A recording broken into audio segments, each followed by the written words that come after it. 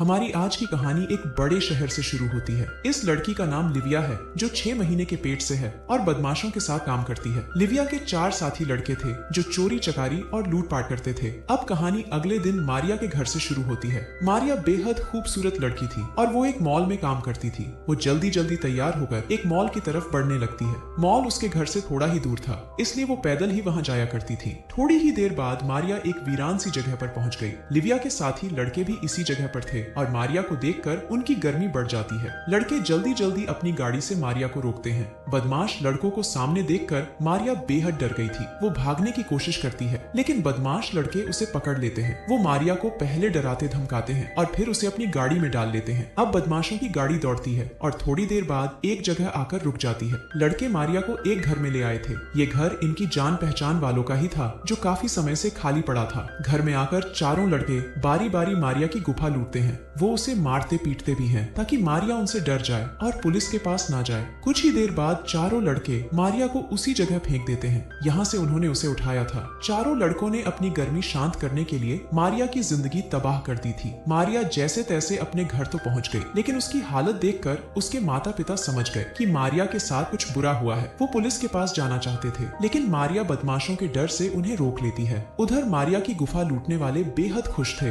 नीली शर्ट वाले का नाम जिमी जबकि दूसरे का नाम मैसी था। जिमी उसी लिविया का भाई था जो पेट से थी। जिमी और मैसी अपने बाकी साथियों का इंतजार कर रहे थे और जल्दी ही वो भी आ जाते हैं। आज ये बदमाश होटल में लूटपाट करने वाले थे। होटल में जो भी लोग ठहरे थे ये बदमाश उन सभी को लूट लेते हैं। रात को मैसी जिमी के साथ उसके घर जाता है। मैसी और लिविया का चक्कर चल रहा था और ये बात लिविया का भाई जिमी भी जानता था। उसे ये भी पता था कि लिविया के पेट में मैसी का ही बच्चा है। अगले दिन बदमाश लड़के बाजार में खड़े थे। मैसी अभी भी लिविया के साथ था इसलिए बाजार में 3 ही लड़के नजर आ रहे थे। ये तीनों बाजार में औरतों को छेड़ रहे थे। इनके सामने से जो भी औरत गुजर रही थी ये उसे गलत बोलते थे। ये तीनों मैसी का भी इंतजार कर रहे थे ताकि आज भी कोई वारदात कर सकें। जल्दी ही मैसी और लिविया भी इनके पास पहुंच जाते हैं जिसके बाद सभी एक गाड़ी में बैठकर आगे बढ़ते हैं। दूसरी तरफ नैन्सी नाम की औरत अपनी बेटियों को थिएटर के बाहर छोड़ने आई थी। इसी बीच बदमाश लड़के भी वहां पहुंच गए थे। नैन्सी की बेटियां जैसे ही थिएटर में जाने लगी तभी लड़के उन्हें पकड़ लेते हैं। जिमी मौका देखकर नैन्सी को लूटने लगा था। एक लड़की मैसी से लड़ने लगती है। मैसी उस पर हमला कर उसे बेहोश कर देता है और फिर लड़के दूसरी लड़की को उठाकर वहां से भाग जाते हैं। उनके जाते ही नैन्सी पहले मदद के लिए चिल्लाती है और फिर बेहोश लड़की को देखती है। थोड़ी देर बाद बदमाशों की गाड़ी एक वीरान सी जगह पर पहुंच गई।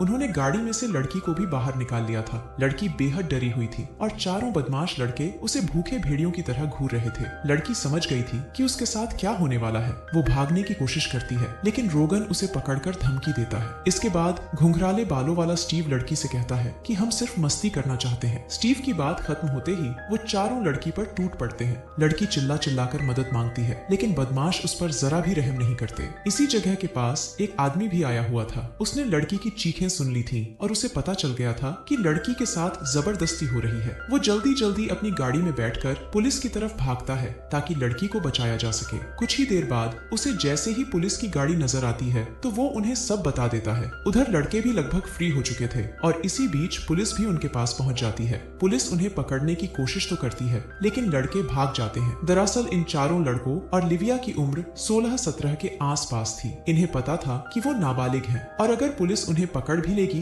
तो इन्हें सजा तो कम ही होगी। बस इसी सोच के कारण ये लोग बेखौफ होकर जुर्म पर जुर्म किए जा रहे थे। रात को लिविया एक बार में आती है। बार में कुछ शराबी बैठे थे। नशे में होने के कारण वो लिविया के साथ छेड़छाड़ शुरू कर देते हैं और तभी लड़के भी वहां पहुंच जाते हैं। लड़के यहाँ योजना बनाकर आए थे ताकि आराम से शराबियों को लूट सकें। देखते ही देखते वो शराबियों को लूट कर वहां से भाग जाते हैं। अगले दिन हमें स्कूल के बाहर एक गाड़ी नजर आती है। एक औरत अपनी बेटी को स्कूल छोड़ने आई थी। औरत का नाम क्रिस्टी था जबकि उसकी बेटी का नाम डेंसी था। क्रिस्टी अपनी बेटी को छोड़कर वहां से चली जाती है और डेंसी अपने दोस्तों के साथ स्कूल की तरफ बढ़ने लगती है। रास्ते में बदमाश लड़के भी खड़े थे। डेंसी की जवानी देखकर उनके मुंह में पानी आ गया। वो जल्दी जल्दी डेंसी के पास आकर उसे पकड़ लेते हैं जिसके बाद लिविया बाकी लड़कियों को चुप रहने की धमकी देती है। कुछ ही देर बाद सभी बदमाश फिर से एक वीरान सी जगह पर पहुंच गए थे। इस बार लिविया भी उनके साथ ही थी। डेंसी उससे मदद मांगती है लेकिन लिविया कहती है आज हम दोनों मिलकर लड़कों की मलाई निकालेंगी। उसकी बात सुनकर डेंसी भागने की कोशिश करती है लेकिन लड़के उसे पकड़ लेते हैं। अब देखते ही देखते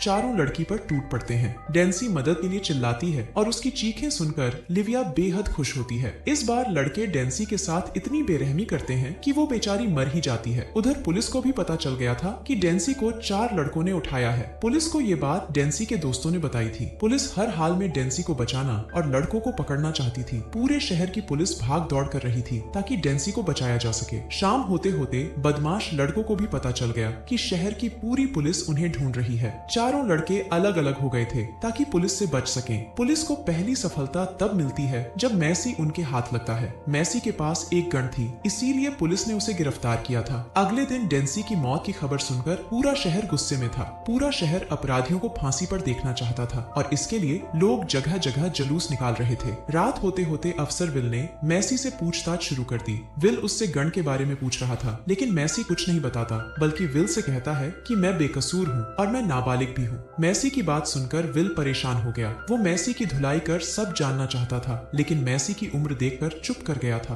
अगले दिन विल स्कूल की उन 2 लड़कियों को बुलाता है जो वारदात के समय डेंसी के साथ थीं। विल उन्हें कुछ मुजरिम दिखाने वाला था क्योंकि डेंसी का केस भी वही देख रहा था। मुजरिमों की लाइन में मैसी भी था। लड़कियों की नजर जैसे ही उस पर पड़ी तो वो विल को बताती है कि ये वही बदमाश लड़का है जिसने डेंसी को उठाया था। वो विल को ये भी बताती है कि इसके साथ एक लड़की और 3 लड़के भी थे। लड़कियों की बात सुनकर विल हैरान हो गया था। उसे तो मैसी लूटपाट करने वाला लग रहा था क्योंकि उसके पास से गन मिली थी, मगर लड़कियों की बात सुनकर उसकी आंखों में चमक आ गई। मैसी को जब पता चला था कि पुलिस उसे खोज रही है तो उसने अपनी सुरक्षा के लिए गन उठाई थी। ये गन भी उसने किसी से छीनी थी। कुछ देर बाद विल उन सभी लड़कियों से मैसी की पहचान करवाता है जिनकी मैसी ने इज्जत लूटी थी। सभी लड़कियां विल को बताती हैं कि इसी ने हमारे साथ जबरदस्ती की थी और इसके साथ 3 लड़के भी थे। लड़कियों के बयान के बाद पुलिस ने भी मैसी की धुलाई कर दी। विल को अब कोई फर्क नहीं पड़ रहा था कि मैसी नाबालिग है या नहीं। उसे अब मैसी एक शैतान लगने लगा था। अगले दिन पुलिस मैसी को उसी जगह पर लाती है यहाँ डेंसी की लाश मिली थी। मैसी समझ गया था कि अब वो नहीं बच सकता।